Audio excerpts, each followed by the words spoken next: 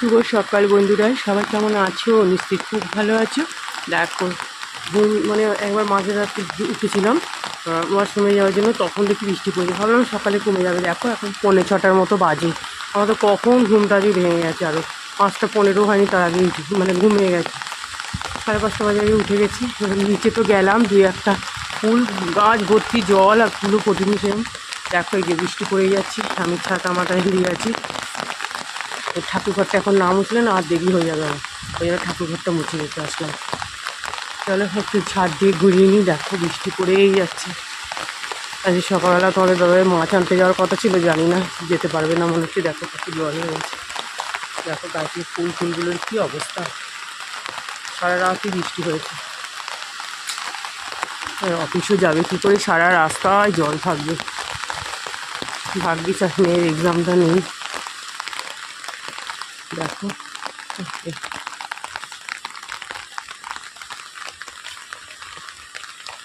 চলো, সব নীলকণ্ঠ গাছ ফাছ সব কী অবস্থা হয়েছে। আমি ঠাকুরের ঘরটা মুছে চলে যাই। চারিদিকে প্রকৃতি দেখো, সকালবেলা সবাই আশেপাশে ঘুরছে। যে জামা কাপড়গুলো থাকে সব ভিড়ে গেছে। চলো, সকালে তো তোমাদেরকে দেখালাম বৃষ্টি হচ্ছে, এখনও বৃষ্টি হয়েই যাচ্ছে। এই যে লাইট জ্বালিয়ে ঘরে কাজ করছি, তোমাদের দাদাভাই বেরিয়ে গেল বৃষ্টির মধ্যেই। কিছু তো করার নেই, অফিস তো যেতেই হবে না। আর এরকম তো বর্ষাকালে তো বৃষ্টি হবে, কতদিন অ্যাবসেন্ট করবে বলো। ছুটিগুলো তো এইভাবে নষ্ট হলে খুব গায়ে লাগে। যাই হোক, তারপরে দেখো এই যে সোফা টোফাগুলো ঝাড়ছি। আজকে শুক্রবার, যে সোফা টোফাগুলো তো ঝাড়ি। তোমরা তো দেখোই খাট সোফা যে কটা ফার্নিচার আছে। আর মেয়ের ঘরেগুলোও সব মানে ওখানে বক্স আনলাম, ওখানেও আলমারি আছে, খাট পড়ার টেবিল ফেবিল সবই ঝাড়তে হয়। তো ওর ঘরটা বেশি ভিডিও করে দেখানো যায় না। যাই হোক, এখানেই এই যে সব ছেড়ে ঠেড়ে রাখলাম। দেখো আর এটা বেশি সোয়েটের তো খুবই মানে ঝাড়তে হয়।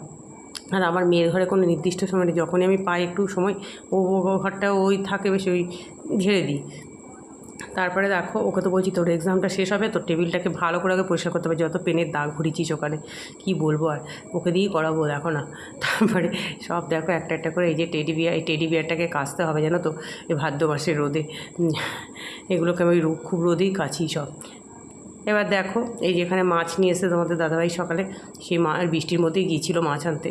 কারণ 3 পিস মাছ আছে, 3 পিস ওই যে দেখো বার করে রেখেছি কন্টেনার থেকে। 3 পিস মাছে তো আর হবে না, ওই জন্য দুদিনেরই মাছ নিয়ে আসলো।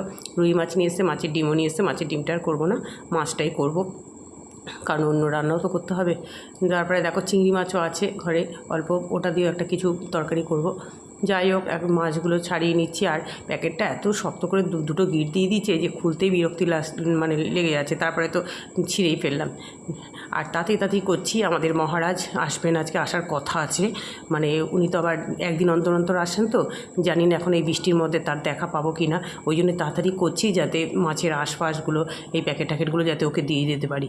এটা একটা বিরাট সমস্যা জানো তো, এই মিউনিসিপ্যালিটির এসে মানে প্রত্যেক দিন গিয়ে তো ওদের আসা উচিত, কিন্তু ও নিজের মতো করে একদিন অন্তর একদিন আসে। তাও মাঝে মাঝেই এর আগের সাথে 2 দিন না 3 দিন পরে এসছে। মানে কি বলবো, আর বলেই বলবে গাড়ি পাওয়া যাচ্ছে না, তো গাড়ি আসছে না এই করে ভুলিয়ে দেবে, কি কিছু আর বলার নেই।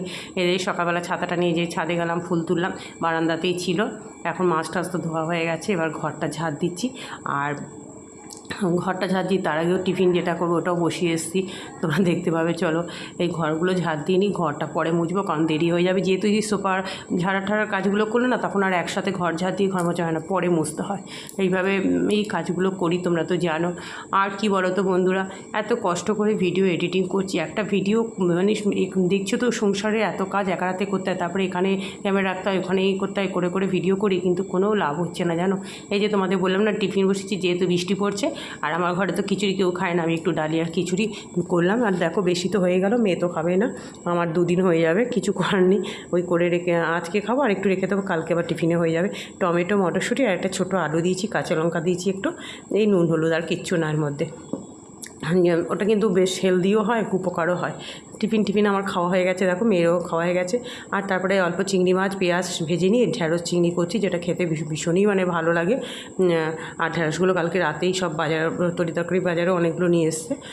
ঢ্যাঁড়সগুলো ভীষণ ভালোই ছিল, বেশ খুব টাটকা ছিল, কয়েকটা রেখেও দিয়েছি ছোটো ছোটোগুলো। আলু ঢ্যাঁড়স ভালো করে দেখো ভেজে নিচ্ছি।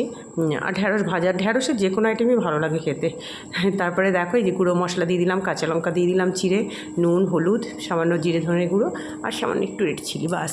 আর যারা একটু মিষ্টি খেতে চায় তার 2-1টা চিনির দানা দিতেও পারে, তাতে কোনো অসুবিধা নেই। আমি তো পেঁয়াজ একটা দিয়েছি, তো পেঁয়াজে দেবে একটু মিষ্টি মিষ্টি হয়, তবে এই তরকারিটা একটু সামান্য মিষ্টি হলে খারাপ লাগবে না। এই দেখো একটু নাড়াচাড়া করে, গুঁড়ো মশলাতে তো আর বেশি কষানো যায় না, নাড়াচাড়া করে এবার জল দিয়ে দিলাম। আর একটু চিংড়ি মাছের গন্ধ দিয়ে তরকারিটা এত ভালো হয় না খেতে, কি বলবো, খুব ভালো লাগে এটা তরকারিটা খেতে, জানো তো। এদিকে দেখো অল্প করে একটু আলু করলা ভাজা বসিয়েছি। এই দেখো একদম যতটা পারছি না এখন কম তেলে রান্না করার মানে চেষ্টা করছি, অল্প তেল দিয়ে ভাজাটা বসিয়েছি, ঢাকার দিয়ে করছি দেখো। কারণ এমনি দেখো তেলের দাম তো বাড়ছে হু করে, সেটা ঠিক আছে, কিন্তু আমার তো শরীরের পক্ষেও খুব খারাপ না, এমনিতে আমার ফ্যাটি লিভার ধরা পড়েছে, অল্প থাকতে ধরা পড়েছে, চিকিৎসাও চলছে। অ্যাকচুয়াল ফ্যাটি লিভারের কোনো ওষুধ হয় না, কিন্তু গান্ডেগুচির ওষুধ আমাকে দেওয়া হয়েছে, প্রচুর টেস্টও করানো হয়েছে আবার এক্সট্রা অনেক। যাই হোক, হয়তো ডাক্তারবাবু যা বুঝেছেন করেছে। আর এক্সারসাইজও করছি, ওই জন্য। এই দেখো আলু করলা ভাজাটা হয়ে গেল। আলু করলা ভাজা খেতে কিন্তু বেশ ভালো লাগে দেখবে। আর ওদিকে তো ঢ্যাঁড়সের তরকারি দেখলে হয়ে গেছে। এবার দেখো মাছ, যেটা মেইন কোর্স তোমাদেরকে বলি, মাছটা ভেজে নিচ্ছি। আর আজকে মাছ করব কী দিয়ে বলো তো, গাঁঠি কচু দিয়ে। আর এগুলো দেখো কুটতেও কিন্তু অনেক সময় লাগে, জানো, এরই ফাঁকে ফাঁকে কুটেছি সব। মাছ ধোয়ার পর আমি এগুলো গাঁঠি কচুটা কুটে গেছিলাম, জানো তো, জানি এটা নাহলে একঘেয়েমি। আর ঢ্যাঁড়সটা কুটতে হবে, ঢ্যাঁড়সটা ধুয়ে রেখে দিয়ে গেছিলাম। এইভাবেই একটার পর একটা করে যাচ্ছি, মানে একার হাতে যে কিভাবে সামলে করি সেটাই তোমাদের বলছিলাম বন্ধুরা, যে এত কষ্ট করে ভিডিও করি, এডিটিং করি, একটা সাবস্ক্রাইবার হয় না, ভিউজ হয় না, কিচ্ছু হয় না, একদম যা হয়ে গেছে। মাঝে মাঝে সত্যি আমার আর ভালো লাগে না ভিডিও আপলোড করতে। কিন্তু জানো, তোমাদের ভালোবাসায়, মানে কিছু বন্ধু আছো, বোন আছো, এত ভালোবাসা তাদের ভালোবাসার জন্য আমি ভিডিও আপলোড করি, সত্যি কথা বলতে কি। আর তনুশ্রী ব্লগের তনুশ্রী এত ভালো, মানে সে তো আমাকে বারবার বলছে দিদিভাই এই কর, মানে ও তো বলে আমার একা সাকসেস ভালো লাগে না, সবাইকে নিয়ে সাকসেস হলে ভালো লাগে। ও আমাকে অনেক বলে এই করতে, কিন্তু জানো তো করছি কিছুই হচ্ছে না, খুব কষ্ট লাগে তখন, জানো তো, যে খেটে মানে করছি সেটা কিছু হচ্ছে না। আর যারা একটা কী নোংরা ভিডিও করে, ফেসবুক করলেই দেখি, ইউটিউবে দেখি, তাদের দেখছি রমরমা ভিউজ, সাবস্ক্রাইবার, তবে থাক, তারাই করে শান্তি পাক, আমার দরকার নেই ওসব করা। এইভাবে করলে যতদিন জানি কিছু হবে না, ঠিক আছে, যতদিন আছে ওয়াইফাইটা ঘরে ততদিন করে যাচ্ছি। দেখো রান্না তো হয়ে গেল দেখলে। আর আজকে মাছের ঝোল, প্রত্যেকটা রান্নাই, মানে আমি ভয়েস ওভারটা পরে দিচ্ছি, প্রত্যেকটা রান্নাই বেশ খেতে ভালো হয়েছিল। যতটা পারি ভালো করার চেষ্টা করি, সেটাই বলছি। এত সংসারে কাজকর্ম করে এত কষ্ট করে করি, কিছুই যখন হয় না তখন দেবে, যে কোনো সবার ক্ষেত্রেই বলছি, সবাই তো একটা আশা নিয়ে করে না, যখন নিরাশা হয়ে যায় তখন খুব খারাপ লাগে। তারপর দেখো এই যে কড়া দুখানা, এই দুটো জিনিসই তো মাজা সব থেকে বড় কষ্ট। এমনি বাসন দেখো যাতে মাজা হয়ে যায়, কিন্তু কড়া ঠাড়া মাজতে খুব কষ্ট হয়।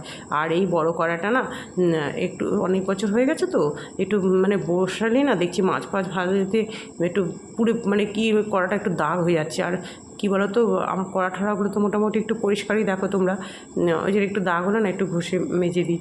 আর ভাগ্যি সেই স্কচ ব্রাইটগুলো বেরিয়েছিল, এস কাটিং স্পঞ্জ লাগানোগুলো, এগুলো হচ্ছে আসল স্কচ ব্রাইট। একটু দাম বেশি নিলেও মানে বেশ ভালো, হাতেও অত লাগে না, পরিষ্কারও হয়ে যায়। বাস বাসন টাসন ধুয়ে তারপর প্রত্যেকটা মানে আমাদের হাউসওয়াইফদের যে কষ্টের কাজ, সেটা হচ্ছে আমার রান্নার পর এই যে রান্নাঘর পুরো পরিষ্কার করা। আর এটা আমি পরে করি না, মানে সারাটা দিন যেন রান্নাঘরে যে ঘুষেই সকালবেলা 6টার নাগাদ রান্নাঘরে আসি, মানে কোনো সময় 6টা 5, 5:10ও হয়ে যায়। মানে কি বলবো, 5:30 ঘুম থেকে উঠে আমার জার্নি শুরু হয়, মানে এক সেকেন্ড আমি বসি না, বিশ্রাম করি না। 8টা 5:10 তোমাদের দাদাভাই বেরিয়ে যায়, তারপর থেকে আবার ঘরের কাজ, তারপর থেকে তো রান্নাবান্না সব তো আছেই। দেখো তোমরা, এই দেখো অনেকটা সময় চলে গেল, স্নান টান করে পুজো দিতে চলে আসলাম। এইখানটা আসলে আমি একটু আলাদা একটা শান্তি পাই, কি বলবো তোমাদেরকে বন্ধুরা। যখন মাসে পুজো কয়েকদিন দিতে পারি না, এত কষ্ট লাগে না, ভালো লাগে না, তখন যেন নিজেকে কীরকম, মানে একদমই ভালো লাগে না। পুজোটা করতে পারলে না সারাদিনের এই কষ্ট ক্লান্তি সব ভুলে যাই, কি বলবো আর বলো। আর দেবী পুজো টুজো দিয়ে অভ্যস্ত তো, খুব ভালো লাগে আমার। চলো, বৃষ্টি তো পড়েই যাচ্ছে। দেখো বন্ধুরা, পুজো টুজো দিয়ে একটু বসেছিলাম, তারপরে যে একটা জানলা বন্ধ আছে দিনে, মেঘ মানে বৃষ্টি তখন ছাটাচ্ছিল ওই জন্য। তারপর দেখো এই যে খেতে বসে পড়লাম। চলো এখন মা মেয়ে দুজনে খেয়ে নিই।